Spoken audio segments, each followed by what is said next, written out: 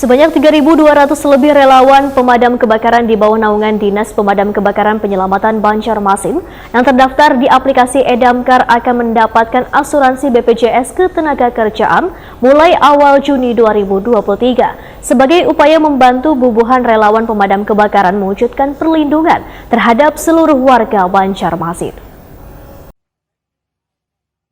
Sebanyak 3.200 lebih relawan pemadam kebakaran di bawah naungan Dinas Pemadam Kebakaran wan Penyelamatan Banjarmasin yang terdaftar di aplikasi Edamkar akan mendapatkan asuransi BPJS Ketenagakerjaan mulai awal Juni 2023. Pemberian asuransi ini berdasar Surat Keputusan Wali Kota Banjarmasin nomor 209 tahun 2023 tentang relawan pemadam kebakaran Banjarmasin sebagai upaya membantu bubuhan relawan pemadam kebakaran mewujudkan perlindungan terhadap seluruh warga Banjarmasin dari bahaya kebakaran yang menjadi tanggung jawab bersama antara pemerintah wan warga. Demikian dipadahakan Kepala DPKP Banjarmasin Budi Setiawan wetakoni Prima TV baisukan Rabu 10 Mei 2023. Menurut Budi Setiawan, anggota BPK maupun PMD Damkar yang terdaftar di aplikasi Edamkar wan mendapat asuransi yang ditanggung BPJS Ketenagakerjaan tersebut dananya berasal dari APBD Banjarmasin tahun 2023. Budi Setiawan menyatakan asuransi BPJS Ketenagakerjaan ini akan diberikan pemerintah kota pula pada tahun 2024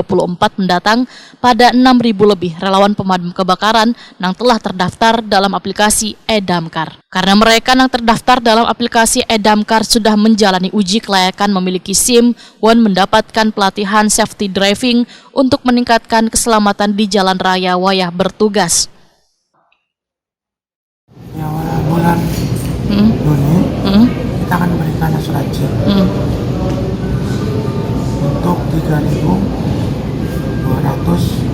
relawan pemadam kebakaran.